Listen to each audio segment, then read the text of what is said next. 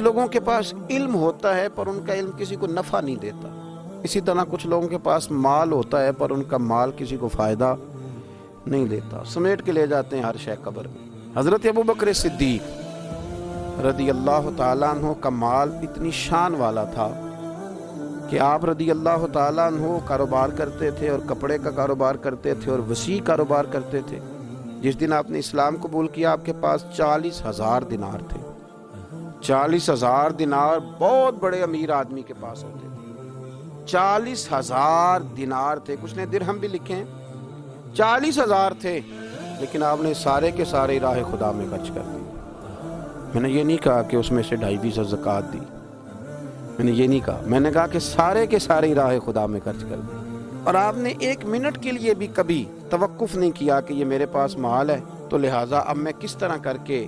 اس کو خرچ کروں۔ پہلے تو آپ نے اسلام قبول کیا تو مال خرچ کرنا شروع کیا، پھر جب آپ ہجرت کے لیے نبی کریم صلی اللہ تعالی علیہ وسلم کو لے کے گئے تو اس میں بھی مختلف روایتیں ہیں۔ ایک روایت یہ ہے کہ اس وقت 5,000 دینار آپ کے پاس تھے، بہت بڑی رقم تھی یہ بھی۔ جب آپ گھر سے نکلے نا تو وہ سارے پیسے ہی آپ نے ساتھ لے لیے، سارے ہی۔ بڑا مشکل کام ہے، گھر میں جوان بیٹیاں بھی تھیں، بچے بھی تھے، خرچے بھی تھے، لیکن یارو یہ بڑا کٹھن رستہ ہے۔ وہ سارا ہی پیسہ لے لیا اور وہاں پتھر رکھ کے نا چھوٹے چھوٹے، تو ان کے اوپر کپڑا ڈال دیا۔ والد نابینا تھے، اپنی صاحبزادی سے فرمانے لگے اگر ابا جی پوچھے نا ابو بکر سارے پیسے تو نہیں لے گیا، اور وہ ڈھونڈتے ڈھونڈتے یہاں آئے تو ان کا ہاتھ لگوا دینا، انہیں پتہ چلے کہ پیسے ابھی یہیں پڑے ہوئے، لیکن ساری رقم ساتھ لے گئے اور راہ ہجرت میں ساری رقم خرچ کر دی۔ میرے نبی کریم صلی اللہ تعالی علیہ وسلم نے اعلان فرمایا، غزوہ کے لیے، جنگ کے لیے، جہاد کے لیے، قحط کا زمانہ تھا، لوگوں کے پاس کھانے کو روٹی نہیں تھی۔ حضرت عمر فاروق فرماتے مجھے یوں لگتا تھا کہ ان دنوں سب سے زیادہ خوشحال میں ہی ہوں، تو میں نے اس طرح کیا کہ گھر کا سارا مال جمع کیا، تو وہ میں نے نا نصف کیا اس کو، آدھا، اور آدھا مال میں نے رکھ لیا گھر والوں کے لیے اور آدھا مال پھر میں بول رہا ہوں 2.5% نہیں 50%، یہاں 2.5% کی زکوٰۃ دیتے ہوئے لوگ پریشان ہو جاتے ہیں۔ 50% جناب عمر فاروق رضی اللہ تعالیٰ عنہ فرماتے ہیں کہ وہ میں نے اس کو جمع کیا اور میں نے ارادہ کیا کہ آج ابو بکر سے آگے گزریں گے انشاءاللہ، نیکیوں میں، خرچ کرنے میں، کمانے میں نہیں، جمع کرنے میں نہیں، خرچ کرنے میں۔ فرماتے ہیں جب وہ میں مال لے کے نبی کریم کی بارگاہ میں گیا تو میں بڑا مطمئن تھا کہ آج میں آگے گزر ہی جاؤں گا، لیکن جب میں نے نظر اٹھائی تو میرا رنگ بدل گیا، میرے پیچھے پیچھے ابو بکر صدیق بھی آئے، اور فرماتے ہیں میں نے اس مرد درویش کا رنگ بدلا ہوا دیکھا، سر کی ٹوپی بھی اتار لی، پیروں کے جوتے بھی اتار دیے، وجود کے کپڑے بھی اتار کے بوریے کا لباس پہن لیے، اور گھر سے سوئی دھاگا بھی اٹھا لائے۔ کہتے ہیں مال رکھا، حضور نے مجھ سے پوچھا عمر کیا لائے ہو، میں نے کہا حضور آدھا لے آیا ہوں آدھا چھوڑ آیا ہوں۔ نبی کریم بڑے خوش ہوئے، مجھ سے پوچھا تھا کیا لائے ہو، بات پہ غور کرنا، اور ابو بکر صدیق سے پوچھا ابو بکر گھر میں کیا چھوڑ کے آئے ہو، مجھ سے پوچھا کیا لائے ہو، ابو بکر سے پوچھا ماں اب کہیں تھا کیا چھوڑ کے آئے ہو۔ جناب صدیق اکبر نے نظر جھکائی، قربان جاؤں جواب پہ بھی، یہ نہیں کہا حضور کچھ نہیں چھوڑ کے، یار یہ بھی تو بندہ کہ سونے سارے لے آئے ہوں کیوں چھوڑنا تھا، آپ نے حکم کیا تھا چھوڑ، یہ نہیں کہا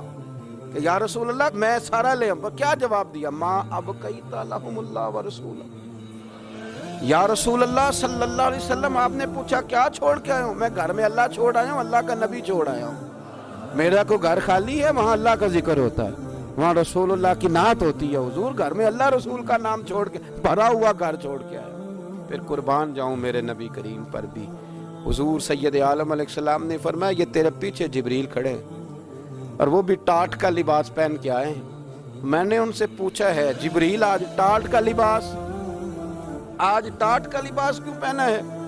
تو عرض کی یا رسول اللہ آج نا ابو بکر صدیق نے ٹاٹ کا لباس پہنا ہے تو رب کو اتنا پسند آیا ہے کہ اس نے کہا فرشتوں نوری کپڑے اتارو سارے، یہ روپ دھارو نا جو میرے یار کے یار نے دھارا ہے، یہ والا تینوں لب دیں آپ گواچے، سانو اپنی خبر نہ کوئی، ساتھوں پارے نہیں ککھ گلیاں، سانو تے آخ دے لوگ شدائی، ہاں ہاں سانو آخ دے لوگ شدائی، کیونکہ اسا ننگ نموس دا ساڑ کے چولا، گل پہنے ہیں تاج گدائی، सजना अपना आप गवाया है तां यार ने चाहती पाई। सारा ही रख दिया, सारा ही। और एक जुमला इमाम सयूती ने लिखा है जिस पर वज्द करने को दिल करता है। मैं सही कह रहा हूँ, वज्द करने को दिल करता है। इमाम सयूती फरमाते हैं कि नबी पाक सल्लल्लाहु ताला अलैहि वसल्लम ने कहा कि अबू बकर, मेरा रब फरमाता है कि तू सारा ही ले आया है और टाट का लिबास तूने पहन लिया है, तो रब फरमाता है कि अबू बकर से पूछिए कि अबू बकर इस हाल में अपने रब से राजी है कि नहीं, इस हाल में राजी है कि नहीं। तो सिद्दीक़ अकबर की तो चीख निकल गई, अर्ज़ की या रसूल अल्लाह, मैं कहाँ और मेरा रब कहाँ? मेरा अल्लाह मेरी रिज़ा पूछता है। या रसूल अल्लाह, मैं अल्लाह से भी राजी हूँ, रसूल से भी राजी हूँ, दीन इस्लाम से भी राजी हूँ, हुजूर मैं बड़ा ही राजी। और मैंने यहाँ एक अजीब बात पढ़ी, हज़रत उबई बिन काब ने एक दफ़ा कहा था, या रसूल अल्लाह मैंने सारा माल देना है। फरमाया नहीं भाई, चौथा हिस्सा दे, 3 हिस्से रख ले। हज़रत अबू लुबाबा ने भी कहा था, हुजूर सारा माल पेश करना है। फरमाया ना, तेरे बच्चे पीछे फाका मरे, मैं नहीं सारा कबूल करता, चाहे दीन के, चौथा हिस्सा दे। उनसे कहा सारा नहीं कबूल करना, ये सारा लाए तो इनका कबूल कर लिया। और फिर लफ्ज़ हैं बड़े खूबसूरत हदीस पाक में, नबी करीम अलैहिस्सलाम ने फरमाया, ये इब्ने माजा की रवायत है, फरमाया मुझे किसी के माल ने इतना नफ़ा नहीं दिया, कसे बादशाह, अल्लाहु अकबर, फरमाया किसी के माल ने इतना नफ़ा नहीं दिया जितना अबू बकर सिद्दीक़ के माल ने नफ़ा दिया। गोया हुजूर फरमाते हैं कि ये लेके भी आता है और इसका माल है भी बड़ा बरकत वाला, जब आता है तो फिर मज़ेदार भी बड़ा है, फिर उसमें नफ़ा भी बड़ा है, फिर वो कहीं खर्च करते हैं तो उस पर अता भी